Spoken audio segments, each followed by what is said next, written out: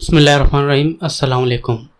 طوفان کی خبروں کے نیچے حضرت عبداللہ شاہ غازی رحمۃ اللہ علیہ سے منسوب مزاحیہ توہین آمیز کمنٹس اور میمز لکھے دیکھے تو سوچا توہین رسالت پر جانے لینے والی قوم کو بتایا جائے کہ بات کہہ کر جن کا مذاق اڑایا جا رہا ہے یہ رسول اللہ صلی اللہ علیہ وسلم کے نواسے امام حسن علیہ السلام کی 5ویں اولاد ہیں۔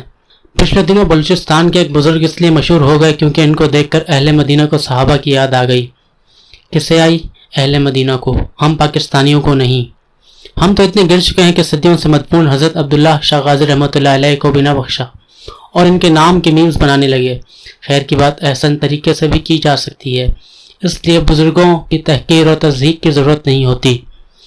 طوفانوں کو ٹالنے والی ذات صرف اور صرف اللہ کی ہے، لیکن اس ذات بے نیاز نے نہیں فرمایا کہ وہ اپنے نیک بندوں کی دعا ضرور قبول کرتا ہے۔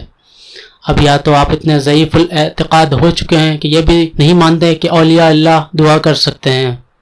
غور سے صحیح بخاری کی یہ حدیث قدسی پڑھی۔ رسول اللہ صلی اللہ علیہ وسلم نے فرمایا، اللہ تعالیٰ فرماتا ہے کہ جس نے میرے کسی ولی سے دشمنی کی اسے میری طرف سے اعلان جنگ ہے، اور میرا بندہ جن جن عبادتوں سے میرا قرب حاصل کرتا ہے ان میں سے کوئی عبادت مجھ کو اس سے زیادہ پسند نہیں جو میں نے اس پر فرض کی ہے۔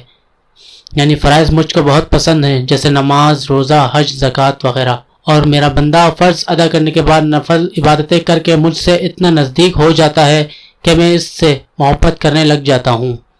پھر جب میں اس سے محبت کرنے لگ جاتا ہوں تو میں اس کے کان بن جاتا ہوں جس سے وہ سنتا ہے، اس کی آنکھ بن جاتا ہوں جس سے وہ دیکھتا ہے، اس کا ہاتھ بن جاتا ہوں جس سے وہ پکڑتا ہے، اس کا پاؤں بن جاتا ہوں جس سے وہ چلتا ہے۔ اگر وہ مجھ سے مانگتا ہے تو میں اسے دیتا ہوں، اگر وہ کسی دشمن یا شیطان سے میری پناہ مانگتا ہے تو میں اسے محفوظ رکھتا ہوں، اور میں جو کام کرنا چاہتا ہوں اس میں مجھے اتنا تردد نہیں ہوتا جتنا کہ مجھے اپنے مومن بندے کی جان نکالنے میں ہوتا ہے۔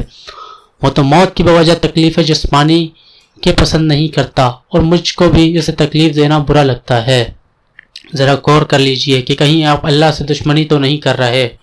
کوئی بھی ماننے والا مائی کلال انہیں خدا نہیں کہتا، مگر رکے ذرا، جب یہ کہا جاتا ہے کہ کراچی کے ساحل پر عبداللہ ہیں تو یہ کہنا چاہتے ہیں کہ اللہ کا وہ نیک بندہ یہاں موجود ہے جس کے نسبی احترام اور عملی مرتبے کی وجہ سے اللہ کریم ہم گناہ گاروں پر رحم کر دیتا ہے۔ یہ فیض اور فیضان کی باتیں ہیں جو کہ من جانب اللہ ہیں، اور اس کا مطلب والے رسول صلی اللہ علیہ وسلم و سید و سادات کی عزت کرنے والے ہی سمجھ سکتے ہیں۔ لہٰذا مذاق کی تصاویر اور ضائع کی تقدیر سے چلنا کرنا چھوڑ دیں اور روئیں اپنی قسمت پر کہ جس میں اللہ کے ولی کی محبت نہیں لکھی گئی۔ کراچی میں آنے والے طوفان کے نتیجے میں جس طرح حضرت عبداللہ شاہ غازی رحمۃ اللہ علیہ کا مذاق اڑایا جا رہا ہے، ان کی قبر کو جس طرح کی بددعائیں دی جا رہی ہیں، یہ سب انتہائی افسوسناک اور قابل مذمت ہے، اور زیادہ افسوسناک اس لیے ہے کہ یہ سب عام انسان نہیں بلکہ پڑھے لکھے افراد کی جانب سے ہو رہا ہے۔ لیکن کیا آپ جانتے ہیں کہ ایک عام انسان کی قبر کی بے حرمتی یا اس سے متعلق پر کوئی کا کس قدر گناہ ہے؟ وہ تو پھر اللہ کے نیک بندے تھے۔ حدیث قدسی کا مفہوم ہے کہ جو اللہ پاک کے کسی ولی سے بغض یا دشمنی رکھتا ہے، اللہ پاک اس سے اعلان جنگ فرماتا ہے۔ تو کسی کی کیا مجال جو اللہ کے ولیوں کے بارے میں زبان تان دراز کرے؟ حقیقت رکھنا نہ رکھنا یہ آپ کا ذاتی معاملہ ہے، لیکن یہ ضرور مد نظر رکھنا چاہیے کہ رب تعالیٰ سے اعلان جنگ کا الٹیمیٹم تو نہیں لے رہے۔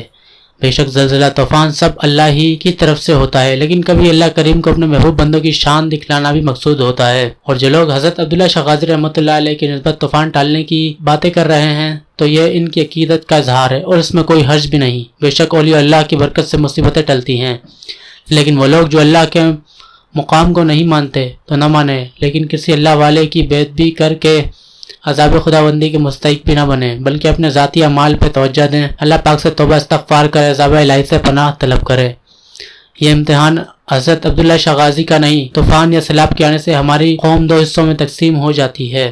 ایک کہتے ہیں کہ اولیاء ہمیں بچائیں گے، تو دوسرے ایسی مثالیں دیتے ہیں جو ظاہری طور پر معنی دیتی ہیں کہ جب خود کو نہیں بچا سکے تو ہمیں کیا بچائیں گے۔ بہرحال دونوں طریقے سے میری نظر میں مناسب نہیں، میں اپنا موقف سمجھانے کی کوشش کرتا ہوں۔ اصل معاملہ یہ ہے کہ ہمیں اللہ پاک کی منشا معلوم نہیں، اور اولیاء اللہ اپنے رب کریم کے حکم پر لبیک کہتے ہیں۔